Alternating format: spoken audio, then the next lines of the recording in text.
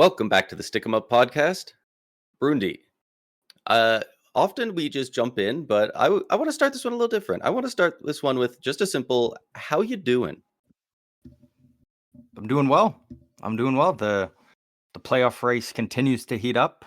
Ovi continues to pot goals, so it's a good time to be a hockey fan. I'll say that. How are you doing? I'm doing pretty good. I'm despite the Lightning losing last night in a game where Linus Ullmark absolutely stood on his head. I'm good. It's been a good time. I feel like, and I mean, because of the playoff format, this has been the case for years, right? But I feel like by this point in the season, we already have pretty much all of the matchups usually set out. We know what's going to happen. There's not a ton of room to move. At this point, most teams have one of two people they're going to face, unless you're one of the teams going for the final wildcard spot, in which case you might not make the playoffs at all. But there's still a little bit of room to move, which is nice because I know. I think it was either last year or the year before. I believe it was the year before. It was like by February, like by Valentine's Day, it was locked up that Tampa was facing the Leafs. Like there was like 10 points below us, 10 points above them. Like they weren't catching the Panthers and nobody was catching us. And there was just no chance we were facing anybody else. Yeah. But this year, there's not wide open. A ton. There's not a ton of different options, but it can change. We're not locked into one, so that at least is nice. Yeah, we have a few matchups we probably know we're gonna get. Yeah, but again, there's still lots of things that can happen. Lots of teams are riding highs right now. Lots of teams are riding lows, and again, lots of different outcomes could definitely happen. Getting into some news around the league. Where do you want to start here? We got a bunch of different things from a bunch of different teams. So, well, we were just talking about the playoffs, so we might as well say that Toronto, Carolina, Colorado, and Vegas have all clinched their playoff spots. We knew all these guys were gonna make the playoffs. So like, it's always funny because like obviously it does kind of signify like you are officially in and anything can happen, but like I don't think a single fan of any of those four teams, maybe a couple scarred Toronto fans, I don't think any of them were really like, I hope we don't go on an 8-game losing streak to end the year and Montreal wins all 8 and somehow kicks us out of the playoffs. Like, yeah. But it is official. Mathematically, they have to be in now. And now it's just who do they play? I think we kind of know actually for well, maybe not with Toronto, but for Carolina and Colorado, we pretty much know their matchups at this point. Carolina for sure. I think they're one of the most locked up teams, right with the Capitals. I don't think the Hurricanes are passing the Capitals at all. No. The top of the Atlantic is still a little bit open. The Leafs have a 3-point lead on Tampa, who has a 1-point lead on the Panthers. So that one's going to be a tougher sell for one of those teams to pass the Leafs, but it still could happen. The Stars, it's not exactly surprising they've been doing well, but they're only 4 points back of the Jets at this point. Like, that's kind of crazy. Yeah, but the thing is like, I could very well see Dallas like just keep on winning, but I find it's really hard to envision Winnipeg like going on. You have to go on a losing streak. They probably got to lose 3 or 4 in a row for Dallas to hop over. And with 6 games remaining, I'm not sure if that's even true though, because Dallas hasn't lost in their last 10 in regulation. They're 8-0-2. They're on a 7-game win streak. The Jets in their last 10 are 7-3. If they continue being 7-3, the Stars might still pass them. Yeah, but Winnipeg's got a pretty easy finish to the end of the season for the most part. Fair. And they beat Vegas 4-0. And when you hear 4-0, another shutout for Connor Hellebuyck, it was actually Eric Comrie in that.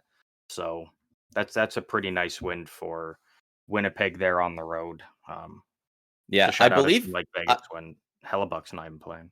Yeah, I believe they almost had to call up a third goalie to play that game as well because they I guess they really didn't want Hellebuck playing. And Eric Combrie's wife is apparently very pregnant, so he almost didn't go with them to the game. But it sounds like her going into labor got pushed back. However, that works. I'm not a doctor. But he was able to play that game, got a shutout, and he took the first flight out of there to get back home. So that's that's pretty cool that he was like, all right, we got to finish this game. Absolutely dials in, shuts out one of the best teams in the league, and then just immediately fucks back off to go be with his family. So that's pretty Yeah, that's cool. what winners do. That's what winners do. I love how often, like, obviously it's probably just because I don't follow these other sports, but like, man, we see that a lot in hockey where guys, they they have a kid born, they have a family tragedy, they just have like anything of consequence happens in their life, and they just go out there the next game and they just ball out. Like Yeah. how many times have we seen, the Bobby Ryan game where he comes back and gets a hat trick? The Marty St. Louis scoring on Mother's Day, stuff like that. Like, Mhm. do Yeah. you give a guy a reason to go out there and he's going to be undeniable. Yeah. Gonna make a statement out of it for sure. A team that's not officially clinched a playoff spot yet, but is pretty much the way they're going. The St. Louis Blues have now won 11 games in a row, and they've actually jumped into the first wild card spot over Minnesota Wild. And I'm assuming they're probably not falling back behind Minnesota the way they're going right now. So, assuming Vegas ends up winning the Pacific, we'd have a Vegas St. Louis first round matchup, which I think would be a phenomenal matchup between those two teams, especially the way that the Blues are playing right now. Yeah, I think that'll be a really fun matchup, and I am a little disappointed because the matchup I did really want to see was Blues versus Jets, but them versus the Golden Knights is still going to be that's going to be money. So it's hard to be upset about it. This Man, the Blues are one of the scariest teams right now. Like Yeah, you the way you that do they're not want to playing face the right team now. that's getting hot, and they're not just a bunch of bums who are winning at the right time. Like they've genuinely got good talent on top of one of the hottest goalies in the league in Jordan Binnington. Like that is not a squad that you want to face. Yeah, Not that yeah. there's a As of lot of right them in the now, playoffs, like but I mean, St. Louis has 5 games left. Probably not gonna happen, but there's a chance they lose their remaining 5. Again, I don't see that happening, but yeah, the way that they're playing right now, and they don't even have to, win outright to end the season and go into the playoffs. I mean, if they go into the playoffs on a 16-game winning streak, that's just nuts.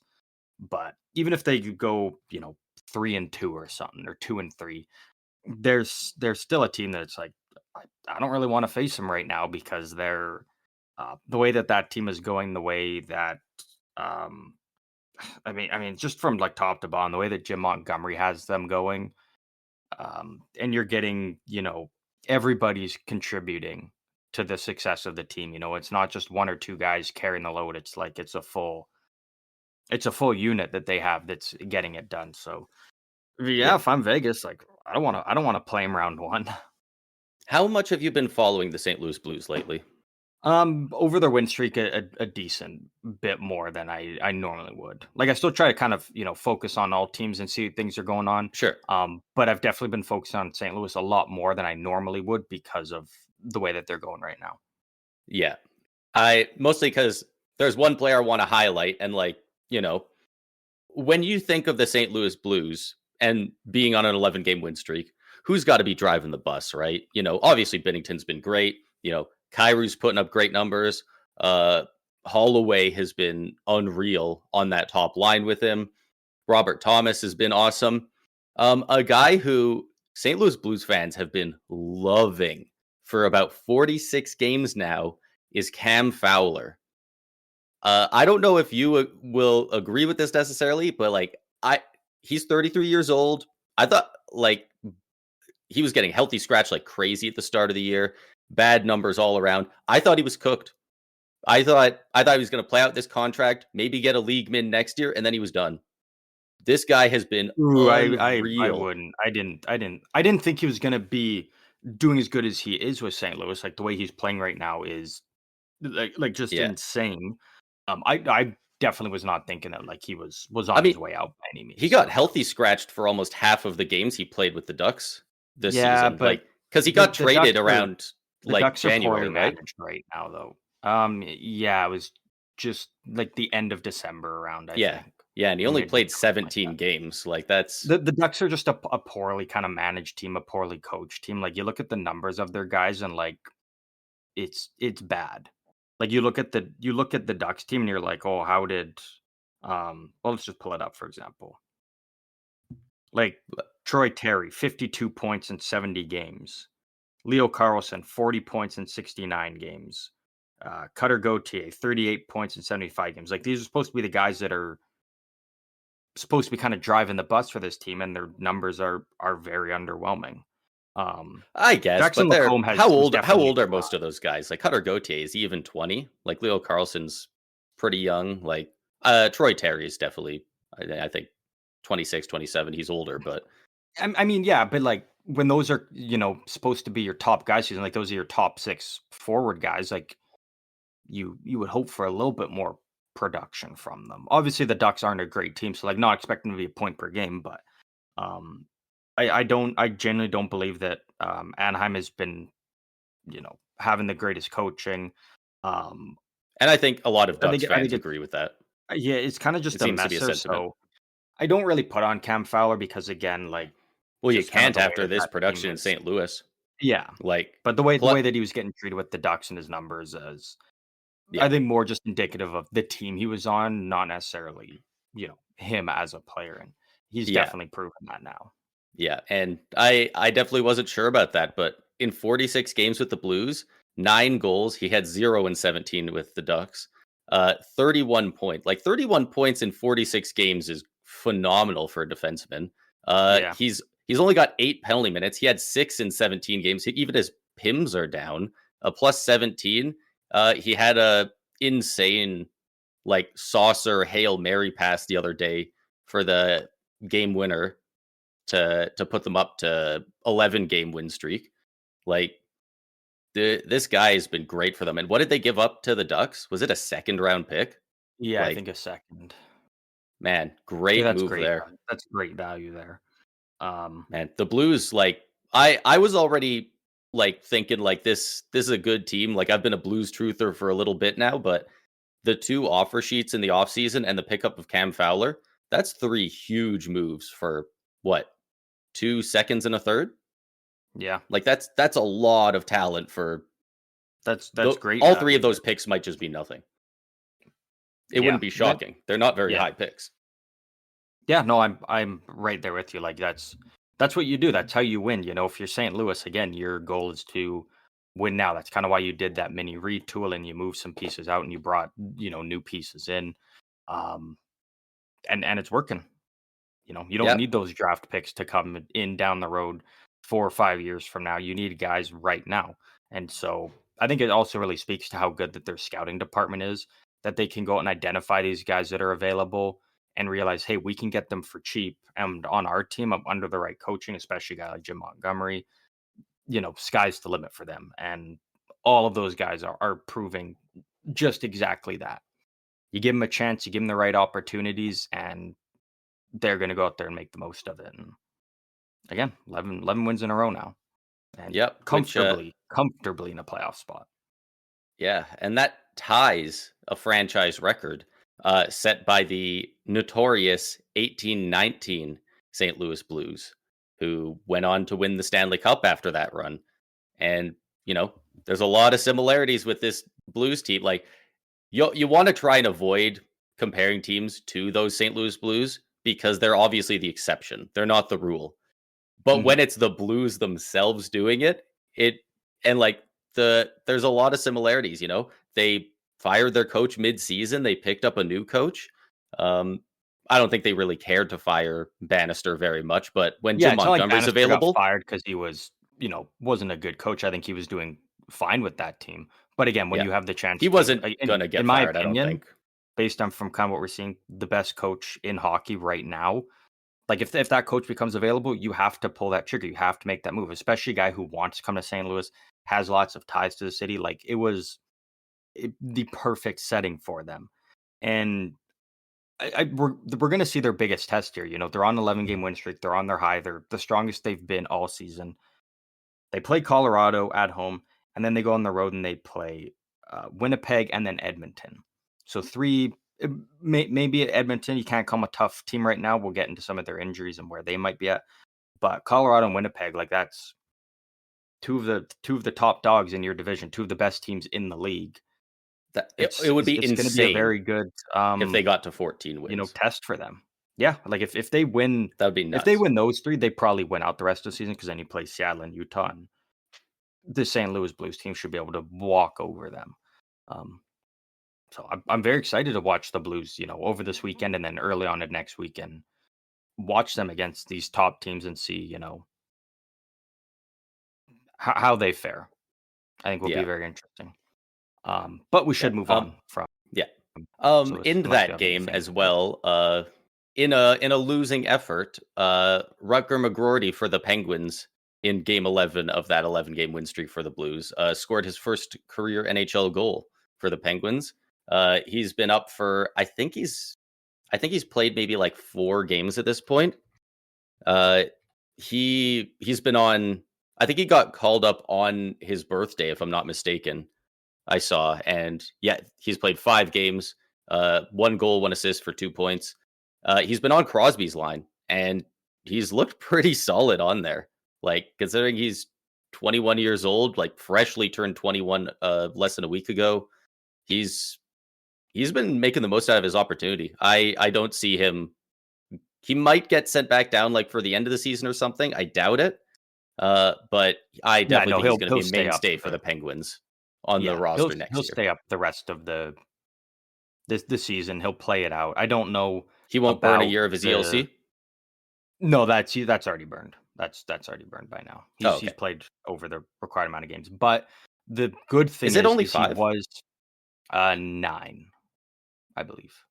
9. Okay. I don't know how many he's played since coming back up necessarily from when he got called up, but I know he started out the season with the Penguins and played a handful of games. So I got to imagine he's he's at 5 on the season. So I think he's only on the season. Oh wow! I think he only played in their last either 2 or 3, and he played 1 or 2 at the start of the year. Okay, so maybe he won't burn off a year. Maybe they'll get him right to that 8. It's or interesting 9 and they'll send him down. Yeah, because some teams, obviously, you know, if you're a playoff team, a competing team, you don't want to burn that year. You want to keep them at league min, the ELC number, for longer. The Penguins doesn't look like they're going to be in that position very soon. It might be worth it to burn a year early and try and lock him in long term earlier in his career before, you know, he gets an extra year putting up good numbers and his number could go way up.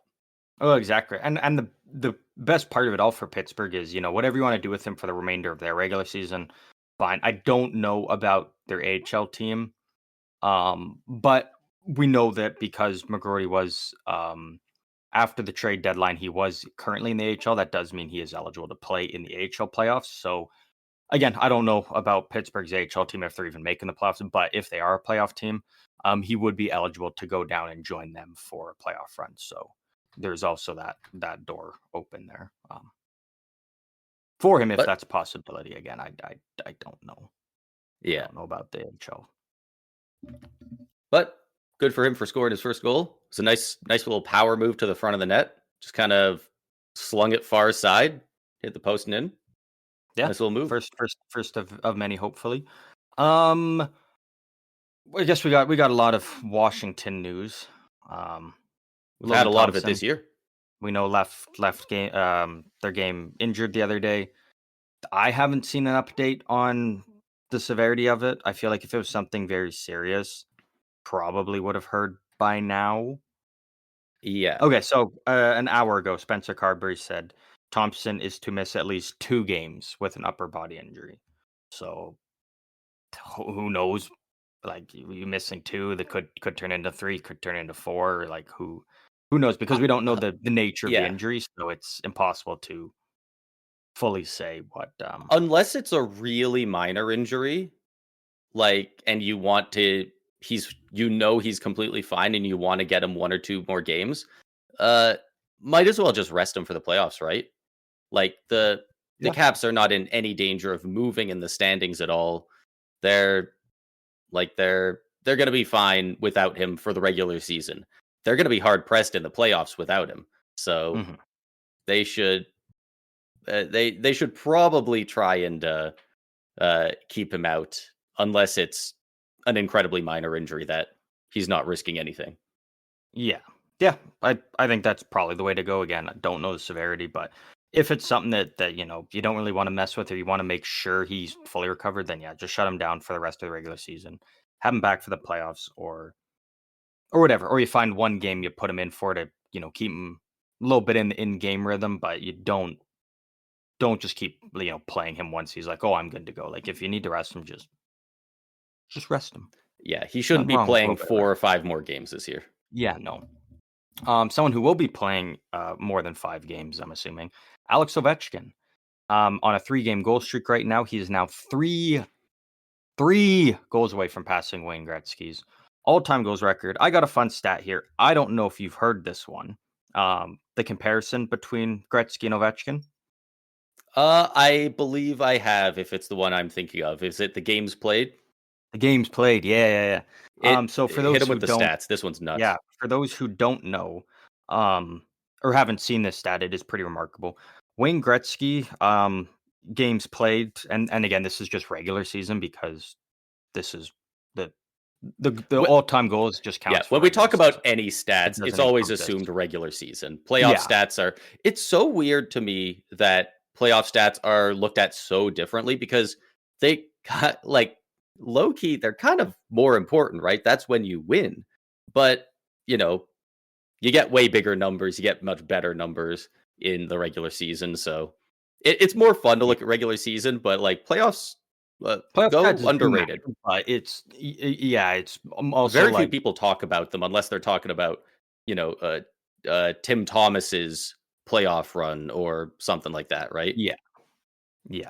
But for those who haven't heard this stat, Wayne Gretzky's games played 1,487.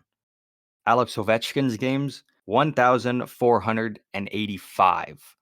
So he is 2 goals away from tying Gretzky, and he's 2 games behind Wayne Gretzky. So he's very, very on path with him.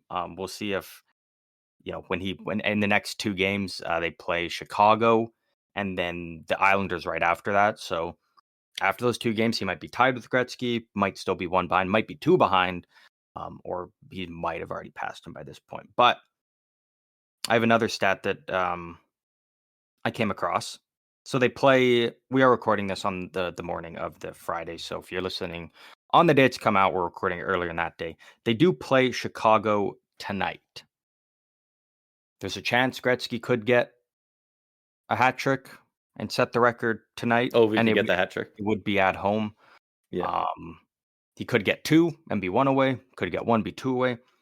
I'm I really think focusing on the Sunday game against the Islanders.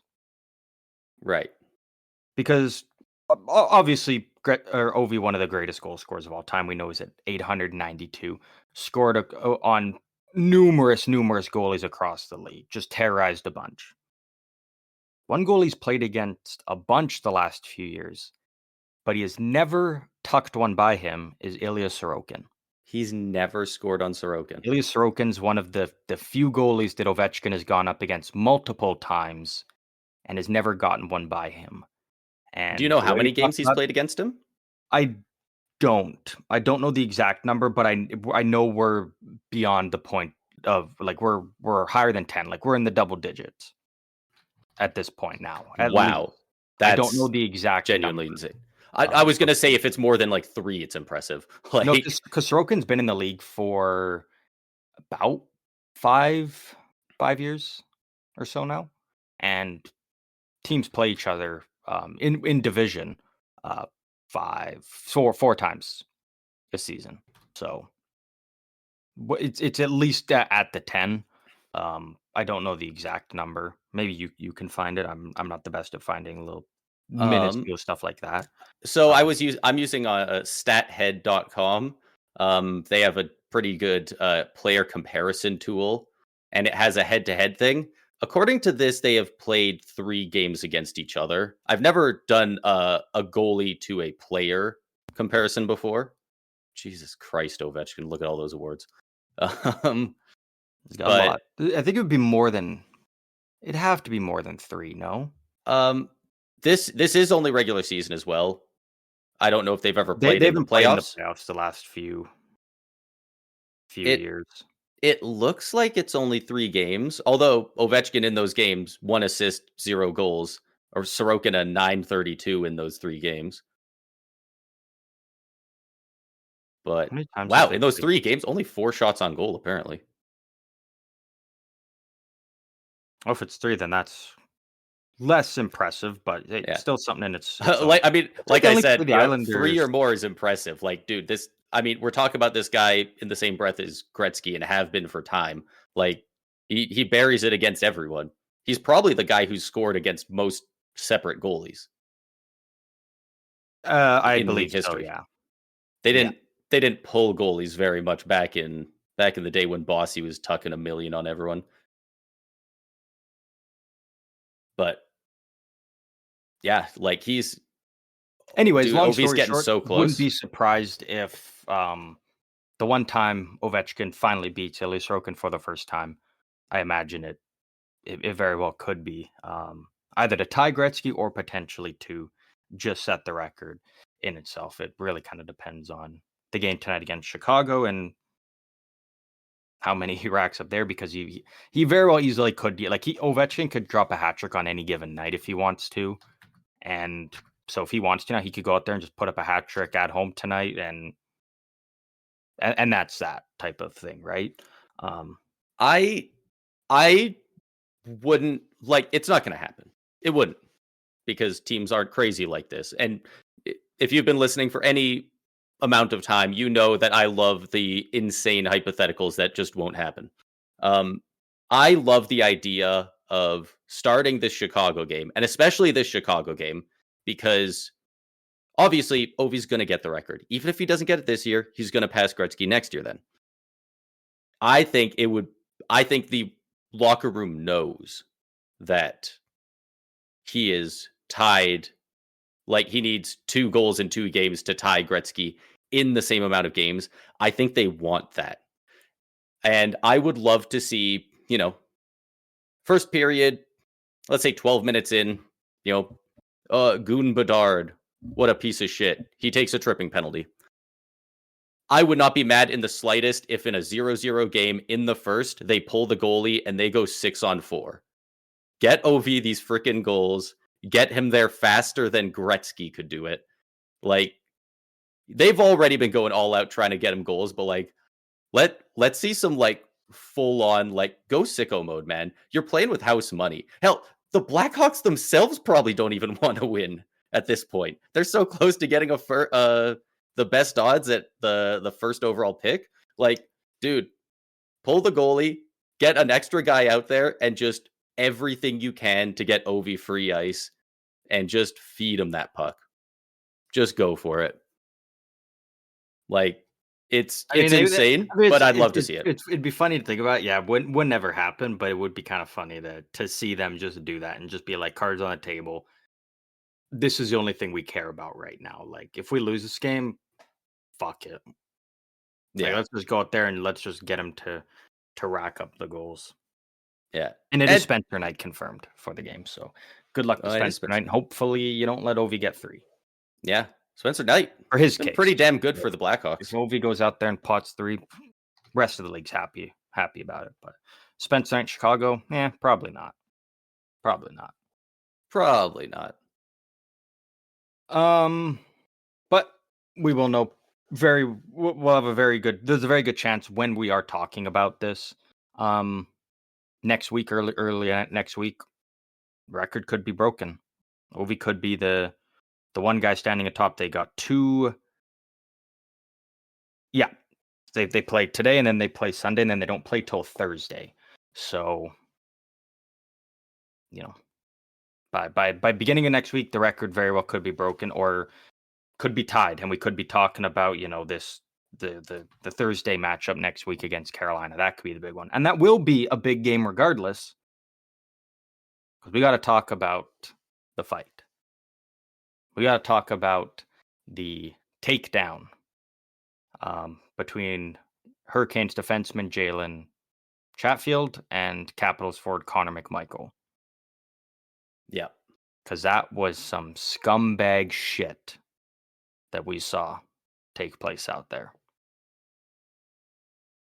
Yeah, it was pretty rough. Do you want to break this down? Because I feel like I have a almost weird opinion on it, if that makes sense. Yeah. So for those who don't necessarily know what we're talking about, I fully encourage you to go and find the clip, because you'll get a not better too hard to find understanding. right now. But basically, it was a fight between Jalen Chatfield, Connor McMichael, and Jalen Chatfield. Basically, was kind of like a UFC takedown. You start to swing the guy, you plant your leg right behind their legs hit you, and then all of a sudden they're falling back, and you slam them down. That's and that's what Chatfield did to McMichael, and McMichael didn't have a helmet. Did either of them have a helmet on at the time? Chatfield didn't either. No. Thankfully, it doesn't. There's no, from the camera angle, you can't fully say whether or not McMichael's head hit the ice. The way he kind of went down, it doesn't look like it. The way he skated off under his own power says it probably didn't. Because but I didn't like the way that McMichael. And it doesn't. I don't think he's injured. Like he's fine. But I didn't like the way that immediately afterwards, McMichael was grabbing the back of his head. That was the first place his hand went to, was right on the back of his head, kind of right. Maybe more so neck, but like in that area, which I didn't like. But again, he did get up under his own power. He did go off. So thankfully, there's no significant injury there. And we know that Jalen Chatfield is not receiving any discipline from the Department of Player Safety for it. And I think that's complete bullshit. That he's not receiving anything for this, because at the end of the day, it's intent to injure when you do something like that, especially in a fight when a guy doesn't have his helmet on and you take him down like that in a position where they can't defend themselves at all. That's, if you don't want to fight him, just say, hey man, you look like more of a pussy doing this than in the middle of the fight just being like, ow, stop, I don't want to get punched again. Don't hit me, Connor. Like, you look like more of a pussy throwing a guy down like that in an attempt to injure than turtling. You would have been better off just dropping on your own and turtling, being like, no more. I've had enough. Okay, so it's embarrassing for him. It really is. Okay, so I'm trying to figure out how to word this, because pretty much everyone I've talked to everyone has the exact same opinion that you do, that I've seen.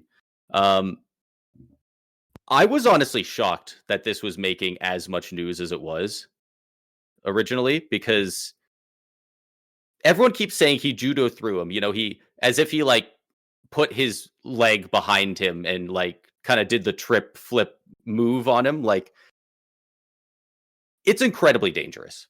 It's incredibly reckless. It's hard to say if it's on purpose, like purposefully making it that dangerous. Obviously, he was purposefully throwing him to the ice. I can't tell if he was purposefully being that dangerous about it in regards to his head hitting the ice. Am I insane for thinking this just looks like a hockey fight takedown?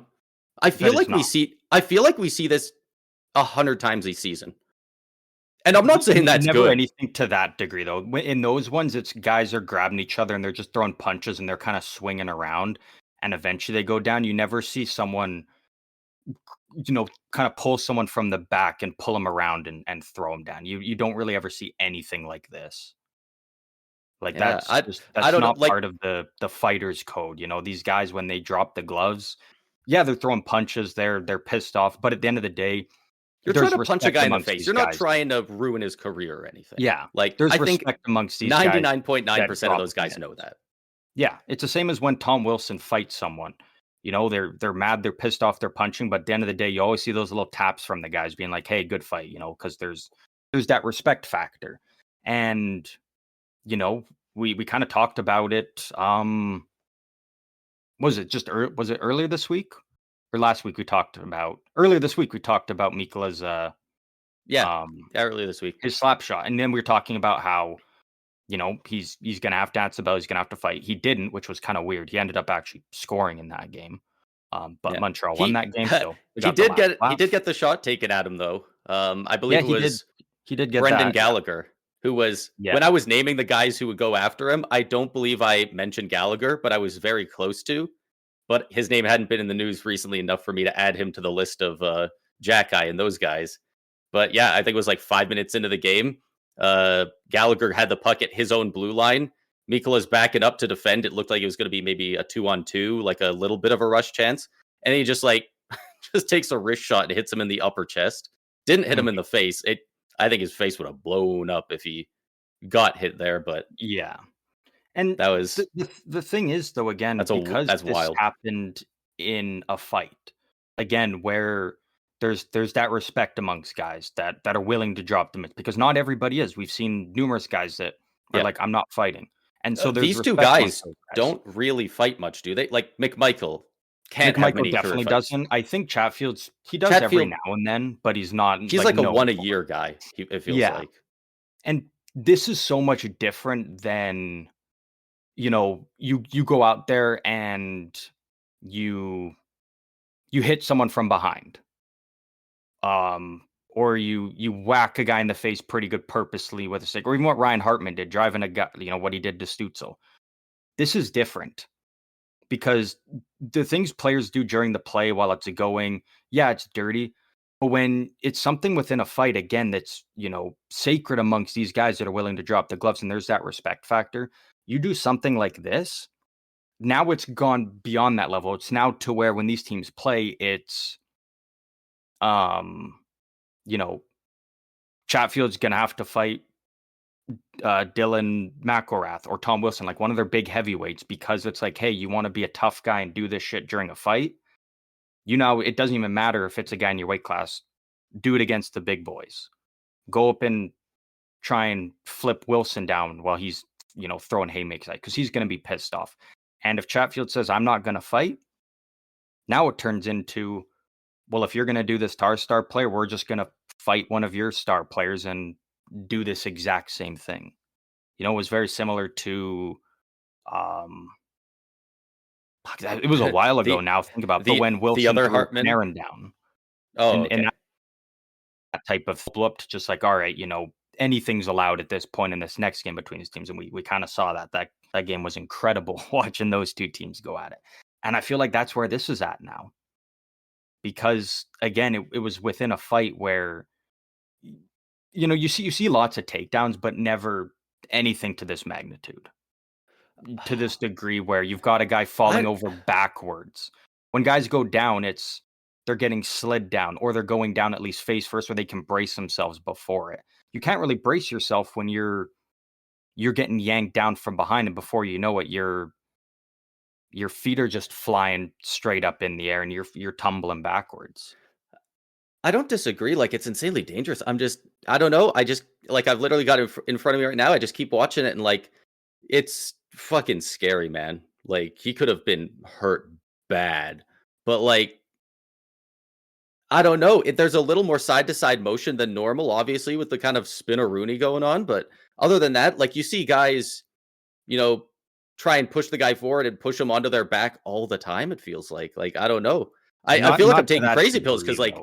because everybody's saying to the contrary. So I must just be thinking of it wrong, right? But it, I kind yeah, of think so, yeah. because Because all those other ones, again, it's guys swinging around and just throwing punches, and eventually one guy kind of loses balance and goes down. But this was a purposeful takedown. There was no intent of, you know, just putting him down on the ice and being like, all right, we're done. This was I'm going to slam you down on the ice, and I'm going to ragdoll you around because I'm the bigger guy. Well, now, because you want to be the bigger guy and do this, now you got to fight the big bad wolf and Tom Wilson. And Tom Wilson's a guy with stuff like this where you could be like, I don't want to fight, and he's like, does not matter at this point now. Yeah. McMichael didn't want to be slammed down like this. He would have rather taken. They have another game this 5 regular season, right? Yeah, they play next Thursday. Okay, I was pretty sure. But They that's might so play insane. twice, actually. That's so insane Oh no, that these things keep happening. They play twice. We're living in a storybook, man. Like between this and the Mikkola incident, there's 32 teams in the league. One of those happened with 8 games left. One of them happened with 6 games left in the season, and in both cases, those 2 teams play each other again in the season. Like, Yeah. And there's a very good chance we in the second round because it won't be the first round. Yeah. We could get Washington, Carolina in the playoffs, and that'll be a whole. and then there's a decent chance we'll get. Amplified. Or I guess Montreal will face. No, Montreal's probably not facing. They're probably not facing the Panthers at this point, but yeah, no. Man, it's still possible, but it's very unlikely. Very unlikely at this point. But I was not incredibly shocked to see that he wouldn't get any discipline for it. Just because, who knows fighting better than the guy who runs Department of Player Safety, George Peros. This is but and I saw I'm not saying it's the right call. I'm saying it's his call. If I would be absolutely outraged if because Mikkola got a fine and Chatfield got nothing. Okay, that's fine. But if Mikkola got suspended and Chatfield didn't, then I'd be like, all right, well, now what the fuck are we doing? Like at that point, because I get where you're coming from. 2 very different plays. They're so different. Very dangerous. They are, but they're both dangerous. super dangerous. Whether you're taking a slap shot at an unsuspecting player or slamming a guy down who had the chance to whack his head off the ice, like they're both, in my opinion, again, 2 very different plays. But I think the league needs to learn from this. Are there? And I genuinely have no idea the answer to this. How many rules are there for fighting? Like, is the rule literally? I got no clue. Like, is the rule like not just the code? I'm talking like, what does the league define? Is the rule if you fight, you get 5 minutes? If you instigate it, you get the extra penalty. If it's at the end of the game, you get the misconduct or whatever. Is there anything beyond that? I guess you can't take your helmets off. I don't fully know to that degree. What I is there certain punches you can't do? Like, are there certain tactics when you're pushing it forward? Like hypothetical again, right? And this would probably look way more unhinged than what we saw with Chatfield. But like, what if a guy they get into a fight, they grab the collars, and then one guy just pulls in close and just like double hands around the other guy's neck and just starts choking him? Are there rules for what do we do? What do the refs do? Like, I mean, it's probably not in the. I mean, it might be in the rule book. You'd probably call it at least intent to injure, but like, yeah, you're probably getting a season-long suspension because it's just like you're just a fucking psychopath at that point. Like you don't. I guess, but they have to make these rules so the players know what they can do. We've seen Superman punches, fucking awesome to see, but like, I think there's no rule about that. No, but I think there's more. And I don't know for sure because I don't know. I don't have the full list of all the rules for fighting. But I'm almost positive that there's more rules, unwritten rules amongst these fighters than what the league has. Between these fighters, like there's that code of conduct, and what Chatfield did goes beyond that. Because again, you see takedowns, but you don't see takedowns like this. And it's one of those things where, it makes sense that something like this would happen between guys that don't fight very often. They don't know a lot of those codes. Chatfield looked pretty solid in his takedown. Like he looked like he knew what he was doing.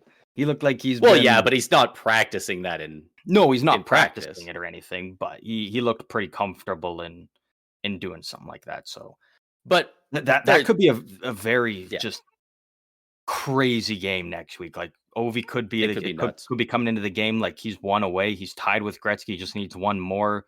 Jalen Chatfield knows.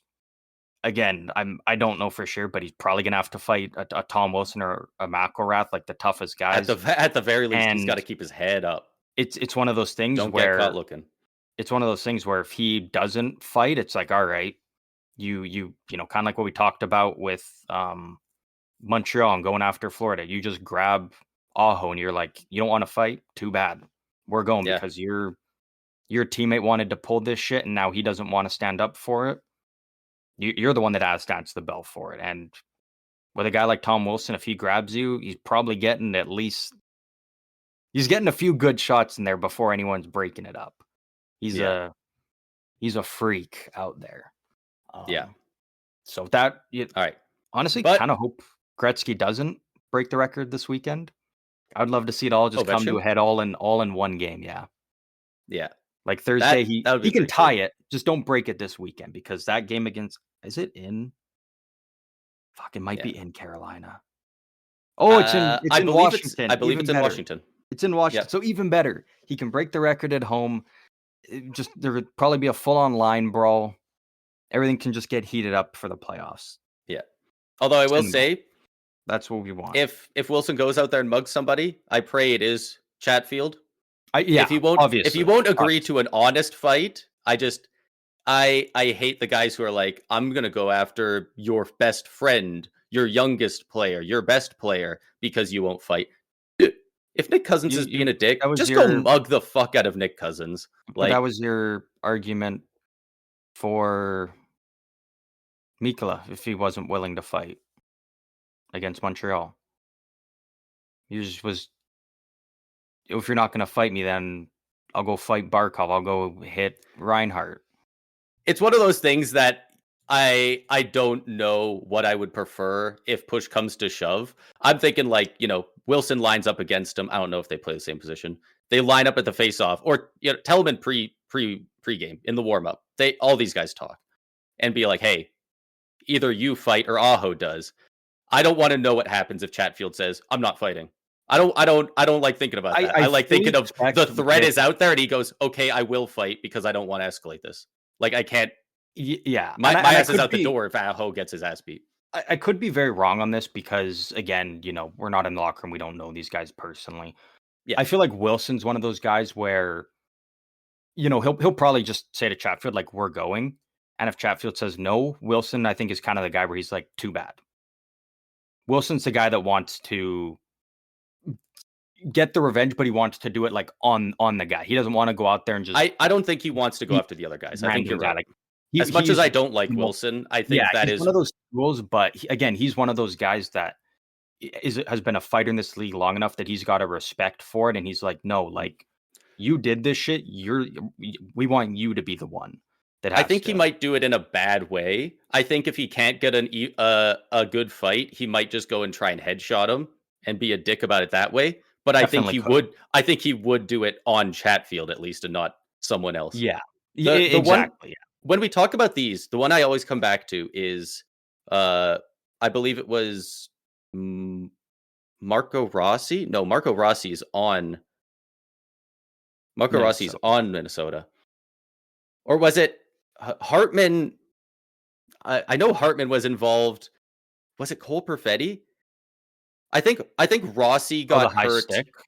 Yeah, when he just blatant his day, just high sticked him right in the mouth on the face-off. No hockey play to be had. Like, that's the kind of shit that I hate. It was just like, somebody else on the other team upset me. I'm just gonna go take out their youngest player. You dickhead. Like, that's the kind of shit where I'm like, bro, go.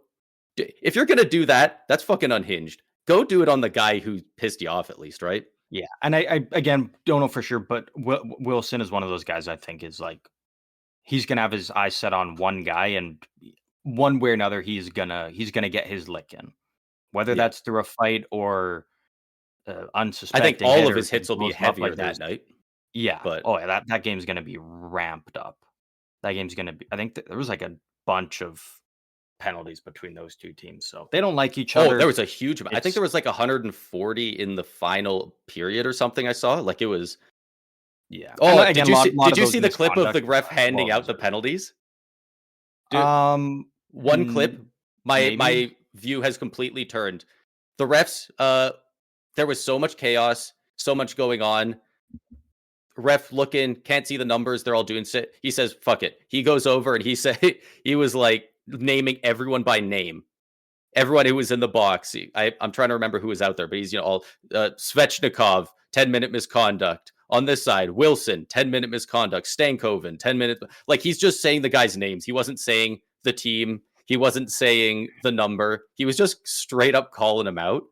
And I I love saw that it from once, and immediately, I want that every time. Don't call them by the number anymore. Or at least, just if be you do, personal. add the Be like, name. That's yeah, hilarious. and just be like, That's you're so done. good. Get out of here. But we should move on. Yeah. Well, weeks time for now. We'll come back to it when the dust is settled. We know what the case is with that. But good luck to Have they Levianis. played a game since then? That game was very recent. Like, have the Caps That was, played again? Has McMichael been that was Wednesday. out? They played tonight, so I haven't heard of Oh, okay. anything. He's not listed on the injury report, so Oh, okay. Well, sounds that's like good then. sounds like he's okay. Thank God. I do think something would have happened if he got injured. I think there would have been probably a Oh, hefty yeah. suspension if something did Well, if happen. he got injured, he would be done for the year. Possible career ending. Yeah. If he got injured from that, because it would We be literally have a be trophy a head named injury and after it'd be from his a head guy hitting for the ice. this. So Like, yeah.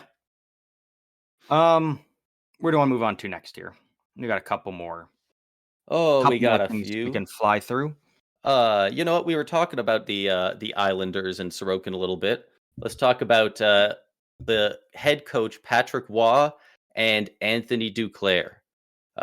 After the game versus the Lightning a few days ago, Waugh said in the post game that he singled out Duclair specifically. Said he had a god awful game. He had a horrendous effort out there, and he was pissed. And Duclair was pretty vocal when he went and signed long term on the island. That a big reason was Patrick Waugh was his coach in the QMJHL, if I'm not mistaken, and Getting juniors. that was huge for him. And those are pretty scathing comments. And as of yesterday, Duclair announced that he's taking time away from the Islanders. And it is worth noting Damn. that before he made that decision and came out with that it was reported him and Patrick Waugh had a long sit down talk that morning, and it was a very positive talk. Yeah, after the game, before he announced it, and it's stepping away. It's tough because Duclair's a good player. Obviously, has had a very tough season. Has dealt with some injuries, but even when he's been out there on the ice, he's definitely struggled. He hasn't looked like himself. Yeah, So he definitely didn't look like he did in Tampa in the one game there against Tampa that I saw. Like he had an engine last year, and he wasn't. I mean, like Waugh could have gone about it a lot better, but he was definitely right. could've, Like he wasn't moving his feet. I hate when people are like, "Oh, Patrick Waugh is a shitty coach," for this. But then people were praising and jerking off Jim Montgomery when he called out Pasternak in the playoffs, and then Pasternak goes out and scores Game 7 overtime winner. He's a beast that game. It's like, so what? You can't just pick and choose because I like this coach. No, but there's a lot of good ballsy nuance to call that. and no, Like but the again, way like, Montgomery said it was pretty perfect. It was he really put the brass ring in front of Pasternak and said, "Grab it. I want you to do it." Like Patrick it was Waugh's very. a I blunt know coach. this guy's good, and he's just to I the point. want him to do it. Like I respect a coach that doesn't kind of tiptoe on. It's just like, yeah, he's been bad. He's been shit. Like he knows it. I know. We all know it. It's it doesn't he's feel basically like kinda there was a coming out and good just saying outcome, though. stuff that I think there could be if Duclair. I don't know. I don't know. I'm assuming Duclair might come. I'm assuming he'll come back and play. 1 or 2 more games to end the year. Maybe he just is shut down for the rest of the year. Comes back even better next year. It's again. It's not like it's a Tortorella Cam York thing where like they hate No. each other. Like these two guys are good buddies. It's a former coach and player from the QMJHL now reunited in the NHL. Wasn't the sole reason Duclair went to the Islanders, but it was a big reason because he wanted to go play for Patrick Waugh. So, and again, they had that positive conversation before Duclair, said that he's stepping away for a bit, Taking some time. Yeah, just taking some time, get his head right. I love that players are more get back comfortable on doing track. that now. Yeah, Man, even it is good to as see recently that. as 5 years ago, you just didn't see this, man. And like for worse reasons, assuming it's just he's in a rut, a bit of a mental is fried, needs to just kind of recalibrate. Like that's obviously not good, but like there were guys before that, they had bad painkiller addictions and they had really bad stuff going on with their life and they just I can't use the NHL assistance program. That's not what people do. That's for crazy people, and that's people with a problem. I don't have a problem. You have a problem. Like, there's not near as much of that anymore, and that's it's really Guys nice are to see that guys are comfortable being like, willing to I put just need themselves to first. go. Yeah, it is very good to see. So, wishing Duclair nothing but the best. Hopefully, he is able to kind of just get right. Obviously, could definitely be dealing with some personal stuff outside the game. It could just be strictly just frustrated. This playing just needs to get back on track and get his groove back. Whatever it may be. What was Hopefully, his this time injury off will. earlier this year? Some with his leg. It was leg. So, Okay. so yeah. So Eh, hopefully, whatever it is he's going through, he can uh, figure it out, get his head clean. He can come back and get back to being the player that you know that we all know he can be. that He's not several a teams know that he is, yeah. because He's half the not a leagues had him at this point. 70-point guy, but he's easily a guy that you can get 25 goals, 55, 60 points out of, and that's totally fine. If you're getting that from him, should be more than happy. And I definitely think he is still able to do that. He's capable of it, and yeah, just Yeah. wish him nothing but the best and getting his head right, getting his mind right. Another guy who not only capable of scoring 25 goals, he's capable of hitting 30, and we saw it the other night. Cale Makar, 30 goals. 30 tucks. First defenseman since Mike Green in 08-09 to do it, and the 9th ever. He's been in the Norris now. Yeah, there It was already pretty after locked he was up. his injury. Like it was like it's going to Makar, but now It was him or for Werenski, sure. and that slide that Columbus went on where they lost like 7 in a row. I think he had 1 assist in those games. That tanked their chances at the playoffs pretty good. That tanked his chances at the Norris pretty good. Like, Yeah, he might have still been an outside pick for sure, but yeah, now it's locked up for Makar. If he missed the rest of the season, I think he still gets it. yeah. I think so. The way he's been playing has been just he's just been balling out like all season long, and especially again we talked about a team that dealt with numerous injuries and whatnot to the point where like you were relying on 3 guys to carry an entire team, and the fact he still has reached the 30 goal mark and putting up the points he's putting up, he's just proven why he's the best defenseman in the game right now. He continues to get to a level where like, oh, he can't hit that next level, and all of a sudden, boom, he hits that next level, and then it's like boom, and then he just keeps going up for it. Like he probably hasn't even hit his prime yet. Like there's probably still another level to his game that we're gonna see, and then it's gonna be like, holy shit! Now, like, there's just the stuff this guy is capable of is nuts, just wild. Yeah, it's totally crazy. And he's after that game the other night, yeah, he's tied for his career point high in a single season with 90, which he hit last year. Same exact amount of games, although of course this time he's got 30 goals. He's completely unreal. And I actually messaged you about this the other day, but his goal scoring pace, he's on pace with McKinnon. He's got 30 goals. McKinnon's got 31. Yeah. Like, obviously McKinnon's got more assists, but like, is that the highest on their team? What? Avalanche goals leaders. Could we see him? There'd be no one else. There's a chance we see a defenseman finish the highest, not point scorer, goal scorer on a team on an entire season with a Hart Trophy level guy being a forward on that team. Like, that's absolutely nuts. I'm trying to find Avalanche stats here. I'll let you know in a bit if I find anything. I was gonna say there would be no one else that would be up there with those two. Because Rantanen's gone, you can't really count Natchez because it was like a mid-season trade. Nichushkin missed too much time. Yeah. Off the top of my head, there can't be anyone else that's up there that's been with the Avalanche like the whole season. Yeah. Nichushkin would be if he played the whole season, 39 games, 19 goals. But yeah, McKinnon leads with 31. Makar has 30. Arturi Lehkonen only played 65 games, 12 less than them. He's at 27. Wow. So if he played the same amount of games, he'd probably have You know, You might maybe actually you would have the most. 32, 33. Yeah. Wow. But yeah, That would be unreal wild. season by Makar. That'd be really cool to see him actually finish top of the team in goals. Do you Um, think McKinnon even gets a heart finish this season? yeah. Because like Makar's having a better year than him, right? Like, is See, it crazy to say that I would. 114 points over the Yeah, I mean, 90-point defenseman? the way Makar's playing, it's like he's gonna get a few, but yeah, they're probably just gonna go with McKinnon. It's not very often you see defensemen get those heart votes, and it's just especially tough when the guy in front is McKinnon, right? I personally, now that like the way Makar's been going as of late, it's like he's almost a better pick.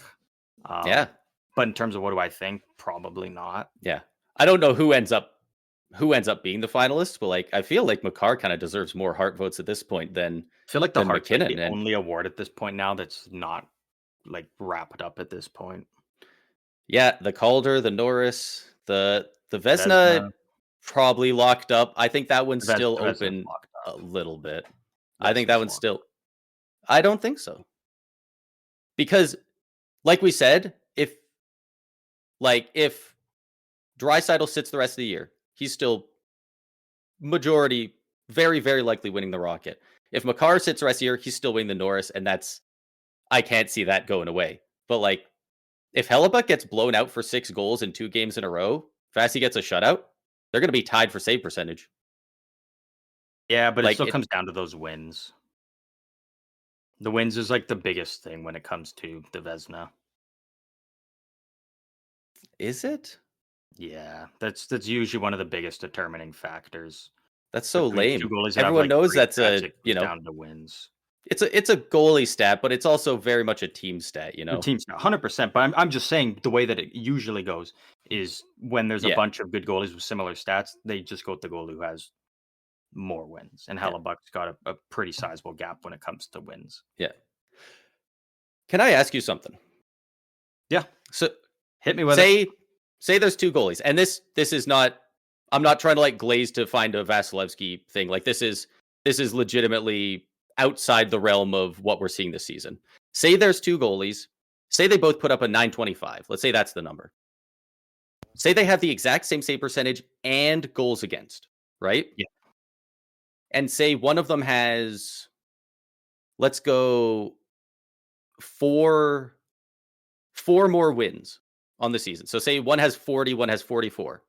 Let's say Mhm. the guy with 40 wins, less wins, let's say he has 7 shutouts. And let's say the other guy has 0 shutouts. Okay, well then the Who guy with the 7 who do you shutouts. think? The guy with the Okay. 7 shutouts then. See, I almost disagree. Like shutouts are so weird to me because like obviously they're freaking awesome. Like you have to stand on your head, but like But if it was something like 7 shutouts to 5, but 7 shutouts to none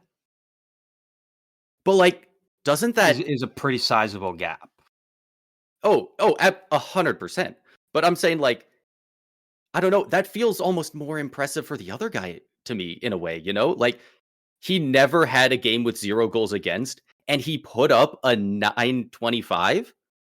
Like this guy never got blown out all year, right? Surely. Like that's kind of my it's almost the argument of like when a guy wins the Art Ross over another guy, but he had like those 3 games throughout the year where he had 6 or 7 points and people are like, "Oh, without those games, he wouldn't be in this race." Like he had one hot night where he put up 7 points and that carried his ass. Like but obviously that takes a lot of skill to do that in the one game, but like does that mean the other guy's more consistent? Like it there's a reason you track the stat, right? Because But it shutouts are so impressive. But when you And say it it means like you that, took over a game. you can easily flip it and make the counter argument of what's more impressive, a 30 save shutout or 34 saves on 35 shots and you let one in. Because then you're looking at Yeah, a 970 save percentage versus a 100. Like they're very close. Like I'm taking the guy that got the shutout. right. Yeah. Like I said, it's not related to anything based in reality. I just had the thought the other day of like, if one goalie has a really good save percentage but no shutouts, does that mean he was just like one of the most consistent goalies in the league? But obviously, if a goalie gets a I shutout, get the he got argument, the win. though, yeah. Like I do if you get get a the shutout, argument. you stole the game. Mhm. Nobody I do could get win it. I do get the argument, though, that you are Yeah. saying, yeah. Yeah. But yeah, like the 7-0 is. Yeah. And I would always I pick the would guy still with the vote. I would still vote for the 7. guy with the shutouts. Yeah. But I do got one just an stat interesting here thought. that I'm going to ask you about. You're going to give me a guess. We're going to talk I'm gonna about some guess. original 6 teams here.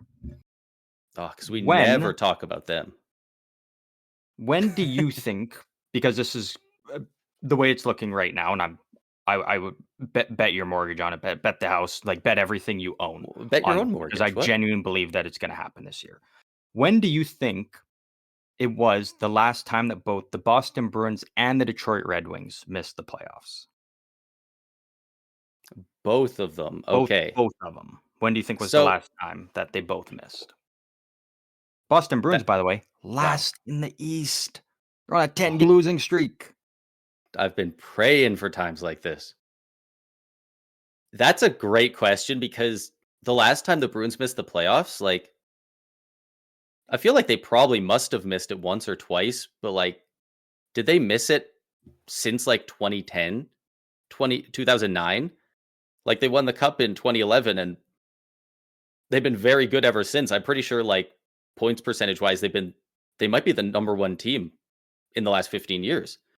They're like right up there with the Lightning and the Capitals. So it's got to be a long time for then. And then, of course, the Red Wings haven't made it since, I think, 16, 17, 17, 18, one of those years. Before that, it was like a 25-year run. So the question really becomes, when did the Bruins last miss the playoffs? Before that, I guess. I don't know, 2017. I'm going to assume it was just the last year that the Red Wings missed. I'm going to assume that the Bruins also did. 2017 minus 25. So that's going to be around math. What is that? 1993? Something like that? Go 1993? Sure. Ballpark. 1967. Oh. Last time that the playoffs did not include the Boston Bruins and the Detroit Red Wings. Oh. 1967. Well, no wonder. Was the last That's when the Leafs year. could have won the cup. The last time the Leafs won the cup. So if history is to repeat itself, Toronto could maybe be your year. No Boston, no Detroit. Maybe the door's finally opened for you. This year's different. Unfortunately, you're gonna have to go through one of, maybe potentially both, of Florida and Tampa to do so, but maybe history will repeat itself for Toronto. Yeah. Looking more and more likely we're going to get the Battle of Florida and the Battle of Ontario in round 1. Yeah. That could be so good. It is box and office. we would get, it's looking like we're potentially, not for sure in the West, but very good chance we're going to get Dallas and Colorado. That just will be ramped up because it's now Mikko Rantanen, playing for the enemy if you're an Avs fan. We definitely could potentially be getting Edmonton and LA again this year. LA might be the team with home ice this year, and LA might be the better team in that series for once. The way the playoffs are shaping up right now is incredible, and it's one of those years where, like, you've got those top teams, like those wagon teams, but even those teams in the wild card spot, you're like, you can't write them off. Like, no, like it's one of those years where it's like, it feels like it's so wide open. Last year we both anyone's picked, taking. Yeah. Last year we both picked for the sweep, and correctly so, the Rangers to sweep the Caps. I didn't. You didn't? Oh, I thought we both did. I had Rangers in, I think, 5. Well, I knew there would be a sweep. I thought Washington was going to be able to snake out like one greasy win. This year, looking at how it's probably going to play out, would you assume any of these happen as a sweep? Probably not, right? I'm going to say yes, because I'm one of those people for the last however many years. So I was like, oh, there won't be a sweep. Like, it's so competitive. And then a team gets swept. I'm like, well, fuck. It just feels like there's so much better teams. if It there would is be one, Winnipeg over Minnesota, if that's the matchup, because Minnesota's so that just makes beaten up, sense. just That so, makes like, sense. worn down in injuries but again, on the flip side, it's like, I would put them as can the Hellebuck second stand most on his head in the likely. playoff series? Would be most likely. I Can't think of think one more likely than that. the Hurricanes over the Devils. Again, another team, a lot of key injuries. Yeah, Yeah, but Jack Hughes, New Dougie Jersey's getting, like, Hamilton. all of them. Well, I guess maybe not Jack Hughes, but I think everybody else New Jersey's getting back. Um, I mean, maybe though. Like, it's maybe, yeah. Yeah, it's a very, very good, very complete Hurricanes team. I The also could best case see scenario for the Devils seems like they're without their best player, and that's it. Like that. That's still I definitely brutal. could see a reverse of last year if, the Rangers sneak into that final wild card spot. I could see Washington sweeping them. Yeah. I could very well see just a reverse of last year. I could see Washington getting the sweep this year, which would honestly be kinda sick. Is it insane to say that I could see that series also like going to 7? Like No, this Rangers that's not team is crazy at all. still good, and This Rangers team is if they so sneak in, they got the unpredictable. X factor in the net, man. Any of those teams that have like a top 5 goalie, like that Yeah, but at if you're any getting given night. outshot by a bunch, might add up over time. Yeah, that'd be one of those weird series where it's like, yeah, it could go 7, Washington could sweep. No chance the Rangers would pull off a sweep in that one, though. That's the one thing that, like, wouldn't happen. They maybe could win in 5, but no way they would sweep the Caps. Yeah, you know what? I could see them winning in 5. It's a bit of a stretch, but yeah, I don't think I would see a sweep. I think you're right. Do we have anything final before we get into our final segment here? Uh just simply the observation that these playoff matches look like they're going to be really good, which is nice. I also hate it for Gary Bettman because he's going to take credit for his revolutionary playoff format, um, which we all hate. But annoyingly, this year it's giving us cool matchups. But I mean, Yeah. no matter what the format is, if you do 10 years with it, eventually you're going to get cool matchups. Yeah. So, like, even a broken clock, right? Yeah. Yeah, exactly. Yeah. Um But we can move on to whatever you have. Yeah, so we're going to move on to our final segment of the episode here. Again, final time. Wish over the best of luck over the weekend. Tie the record. Please don't break it because I want to see that happening in that Carolina game. That would just make that game Yeah. I just one of want the to see it most happen at must-watch home. games of the regular season. I Yeah, do hope if it he at doesn't happen least at home, ties Gretzky's record before uh before his games played reaches Gretzky. So I guess that means I want him to have a 2-goal night tonight. yeah.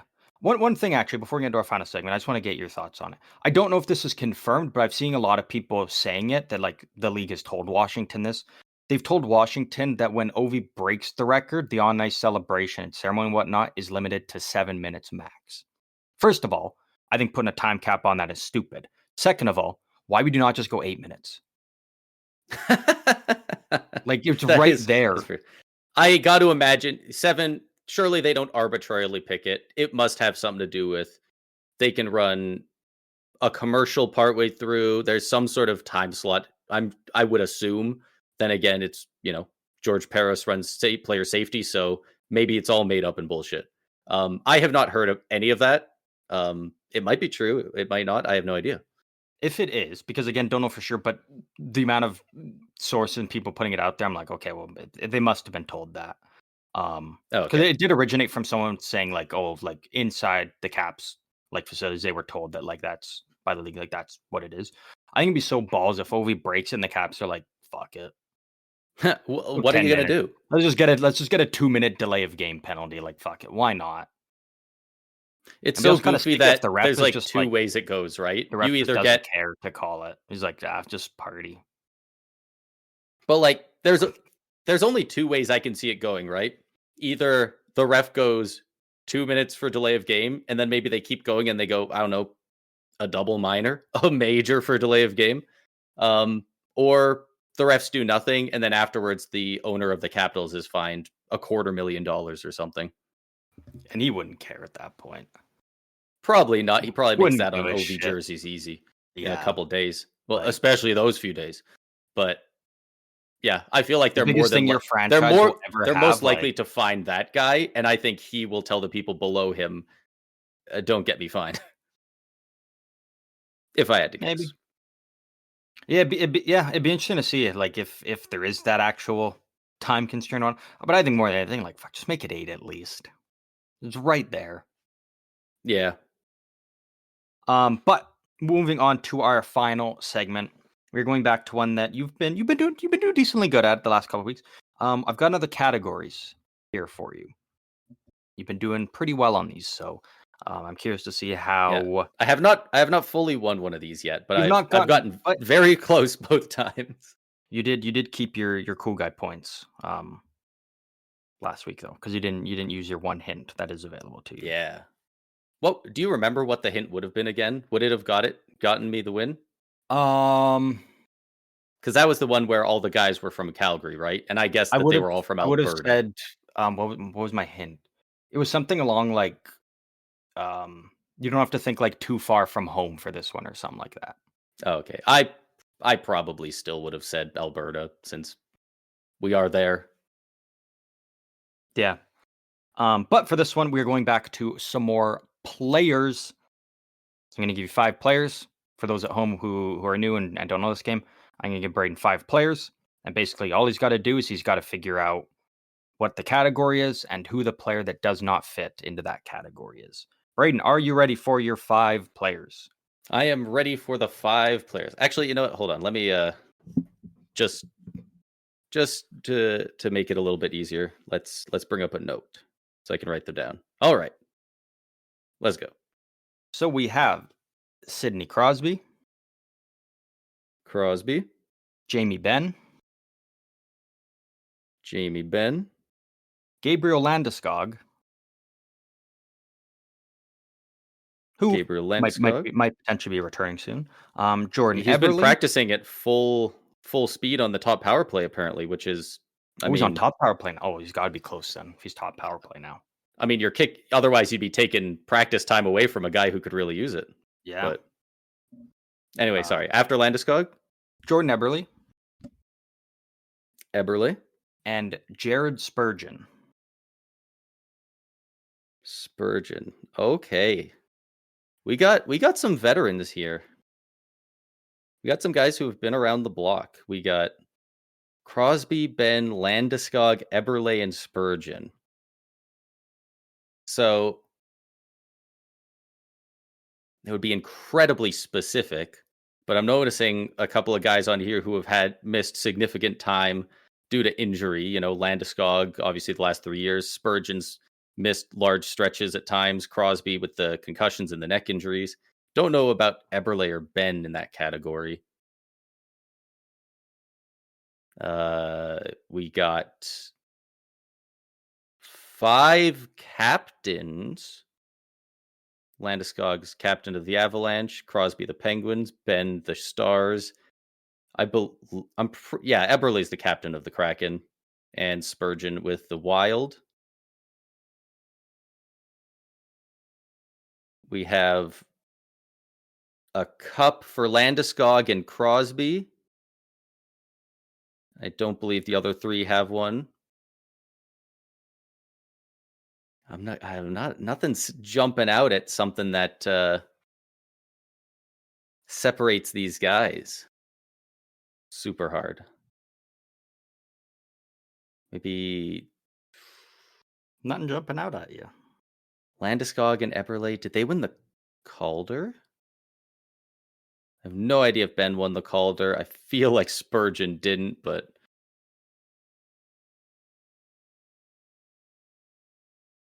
Spurgeon, I believe, started his career with the Islanders. I'm going to look that up, actually. I know he was drafted by them, but I don't know if he ever actually played for them or not. oof. Man, they've let some good players No, he go. didn't. No, he They're didn't. like Buffalo, except they make the playoffs. Oh, Islanders didn't even sign him. He just went to Minnesota as a free agent. Damn. That's pretty rough. Always tough to tell with those guys, like an undersized 6-round pick. Yeah. Tough to tell with that fully. Decent junior numbers, though. Won a WHL Cup, so WHL Cup. I guess it could be. It could be something to do with international play. Eberle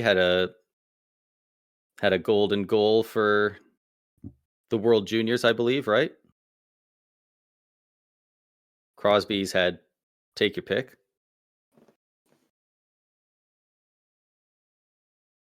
Nothing's really jumping out. I mean, I guess Spurgeon is the only defenseman. But like that feels a little obvious. Oh, how helpful do you think the hint is going to be? Like, have I even glazed over the close to the idea of it, or am I like completely lost? You've mentioned a part of it.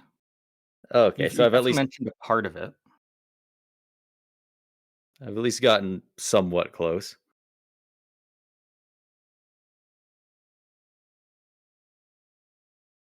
Oh, I'm not sure. Has Landeskog? I don't even know if Eberle has. I was thinking maybe 1,000 games played. Crosby, Ben, Spurgeon, I feel like all have. Don't know about the other two. Landeskog probably hasn't. But he's probably close. I don't know if he's that close, actually.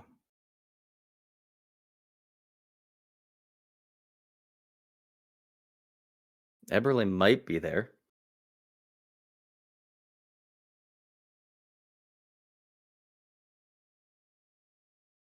You've got lots of different ideas on the table you've been rattling off, though. Yeah, there's so Getting many the ways you brain can go going. with it. Just the fact that Crosby and Eberle are both on the list just like really is making me want to say it has something to do with, with the international level kind of stuff. But I really have no idea at all on the other three if they've done much. Like it could be 4 of these guys have gold medals and one of them doesn't. Jamie Benn, I believe, is Canadian. Are they all Canadian? They might be. No. No. Is Spurgeon or Landeskog or both? I think Spurgeon's Canadian. I don't know, man. This is tough. I'm gonna have to take the hint. You have to take the hint. Nothing wrong with that. This is a little bit of a trickier one in a sense. For a hint, I'm trying to think of like the best way to word it. Of course.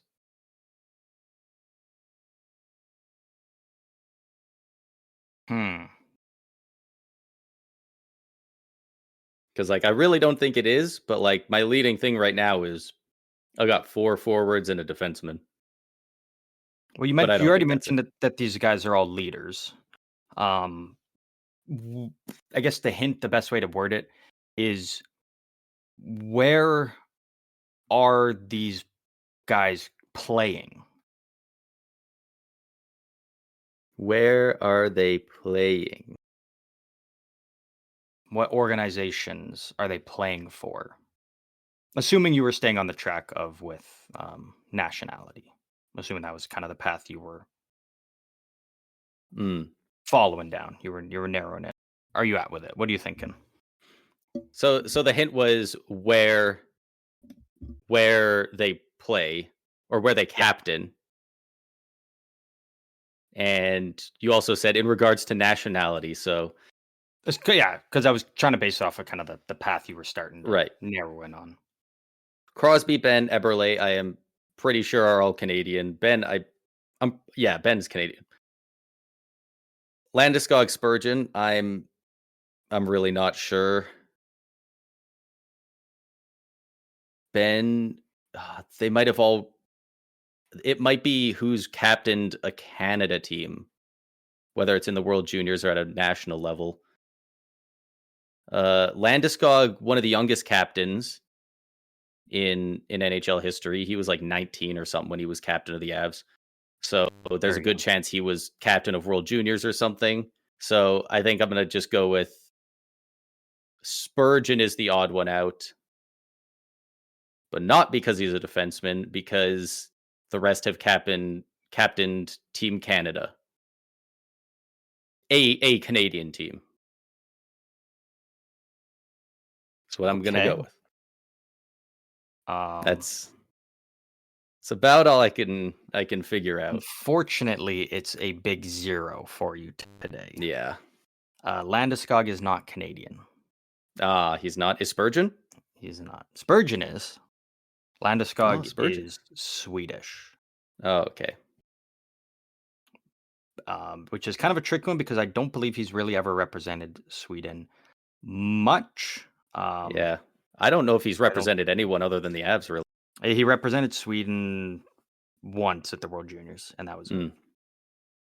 And Landeskog was the outlier of the group.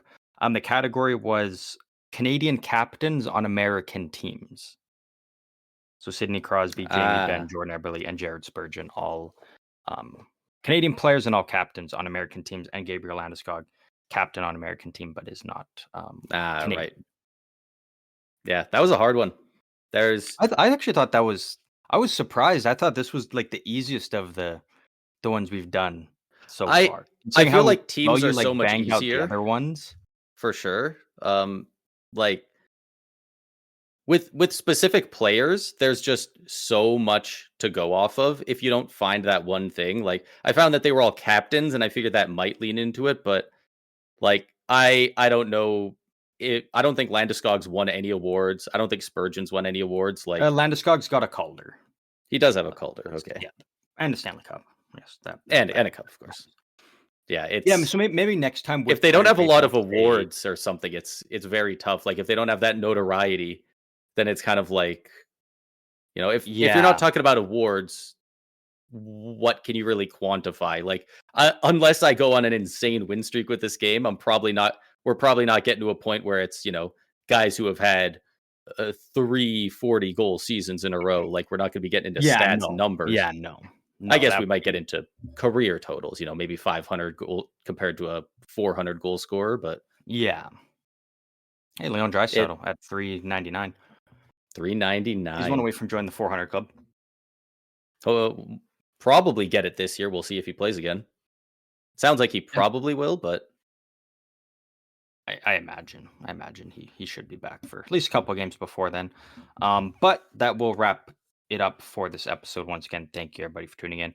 If you want to talk hockey, join on the conversations. You know exactly where all the links to the socials are. Come over, talk hockey, come say hi, ask us questions. Braden, as always, final thoughts. Final thoughts. The playoffs are just around the corner. If you are a fan of any of the teams that are just outside of the playoffs, if they're on that cusp, man, you're in for a ride, because it really feels like at the very least in the East, this is going to game 82. In the it's standings, going to come right down to the wire for sure. It's maybe not the West, right, but definitely the East. Yeah, Canadians or the Rangers, potentially the Blue Jackets. They're going to have to go on a pretty good run though to end the season. Yeah, but that will wrap it up for this episode. Once again, thank you to everybody for tuning in. Good luck to Ovi this weekend on his chase for Gretzky. And as always, we'll see you guys out on the ice next Tuesday.